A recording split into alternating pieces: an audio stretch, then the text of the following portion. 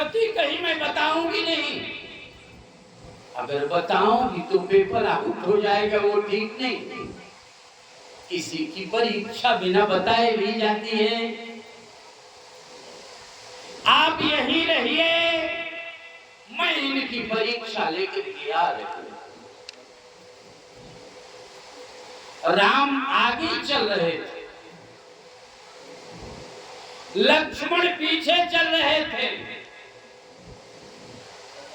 सती ने अपना स्वरूप सीता का बना लिया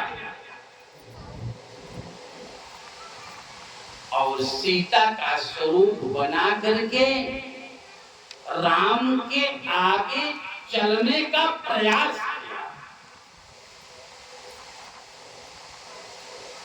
लक्ष्मण को तो ये अनुभूति हो गई कि कोई माया चल रही है, और जैसे ही राम के समीप में आते हैं,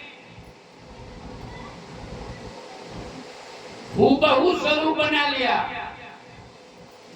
और राम ने हाथ जोड़ करके कहा,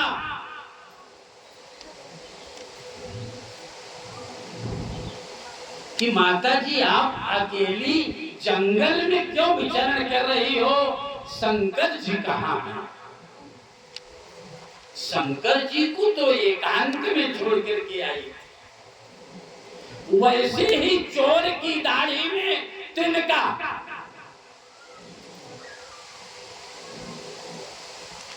सीता का स्वरूप गायब हो गया और सती के स्वरूप में आकर के पैरन वापस शंकर के पास चली आई। उसी समय शंकर जी ने ही स्वयं मन ही मन ये विचार कर लिया कि एहितन सती भेंट अब नाई। किसी प्रकार से ये लोग कैलाश पहुंचे। सती वामांगी बनना चाहती थी। जब तक वामांग में पत्नी नहीं आती, तब तक पत्नी के अंदर संतानोत्पत्ति करने की क्षमता नहीं आती। समझ में बात आ गई? जब तक सिंदूर दान नहीं होता, तब तक पत्नी दाहिने बैठी रहती है। जानती हो आप सारी लोग। और सिंदूर दान होने के बाद में कुछ समय के लिए जब पंडित जी सप्तपदी इत्यादि बोलते हैं ना, सप्तपदी बोलने के बाद में तब पत्नी बाएं आती है। और बाएं जब पत्नी आती है, तभी संतानोत्पत्ति करने की क्षमता एक्टिवेट हो जाती है। इसीलिए पत्नी को कभी भी पति के साथ में सोते वक्त बाएं सोना चाहिए, और पत्नी को पति के बाएं सोना चाहिए, और पति के दाहिने पूजा करते दरमियान होना चाहिए। समझ में बात आ गई? तो वामांगी होने का प्रयास कर रही थी सती, लेकिन शंकर जी ने सिग्नल नहीं दिया। किसी तरह से शिव और सती कहां पहुंचे? कैलाश पहुंच गए। कैलाश पहुंचने के बाद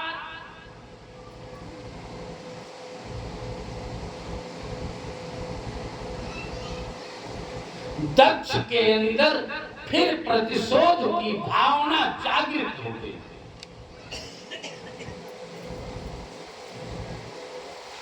उस प्रतिशोध की भावना को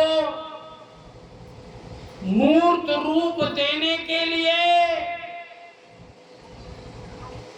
दक्ष ने अपने घर में ही हरिद्वार के पास कनखल है, कनखल में एक यज्ञ का आयोजन किया।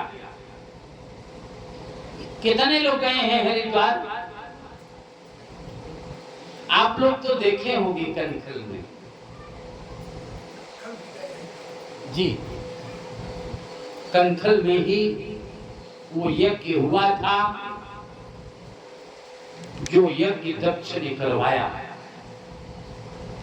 यज्ञ का आयोजन किया, केवल यज्ञ का आयोजन शिव को नीचा दिखाने के उद्देश्य से किया गया।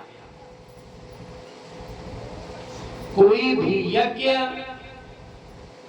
कोई भी कथा, कोई भी पूजा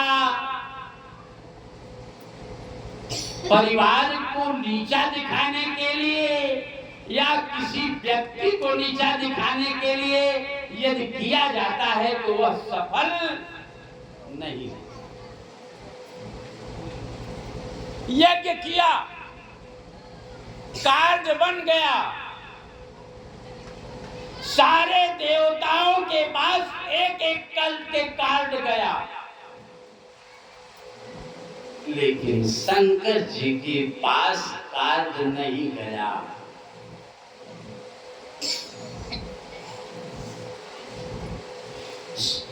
दक्ष ने अपनी सारी बेटियों को बता दिया कि अगर किसी प्रकार से सती आती भी है तो सती से बात भी नहीं करना।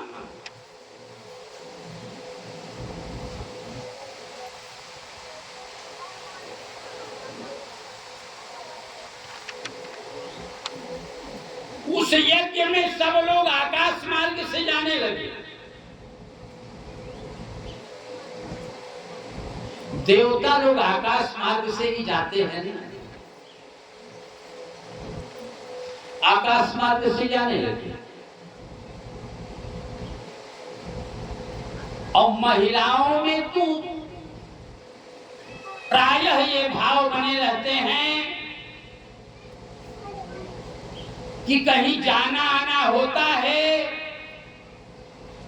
तो अपने सगे संबंधियों को, भाई भौजाई से तो जरूर चर्चा करते हैं। यदि बहन है तो उससे भी चर्चा करते हैं कि मुझे जाना है, चलोगी तुम भी, कब चलोगी?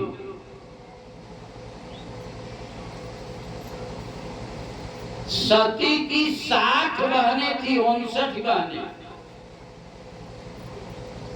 चलने लगी। सारी बहनें जा रही थी, जाते जाते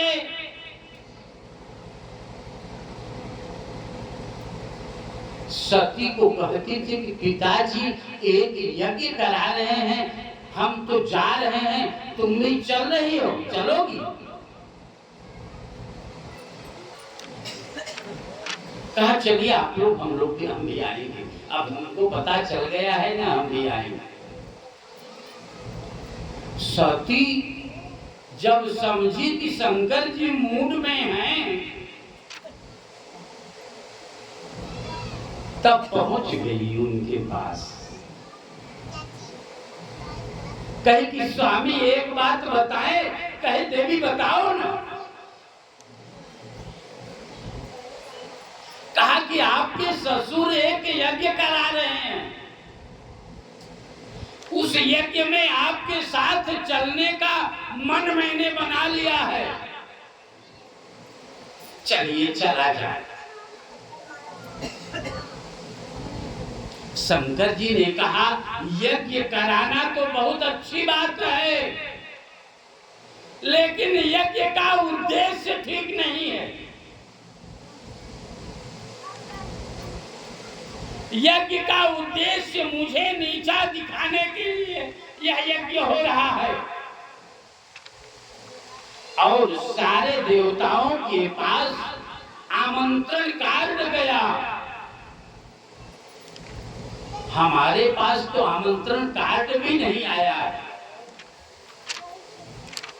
इसलिए हमारे पास आमंत्रण कार्ड नहीं आया है कि मुझे ही नीचा दिखाने का प्रयास किया जा रहा है। यह यज्ञ देवी सफल नहीं होगा। अब मायके के लिए महिलाएं पति से क्या ससुर से भी लड़ाई कर लेती। ससुर तो था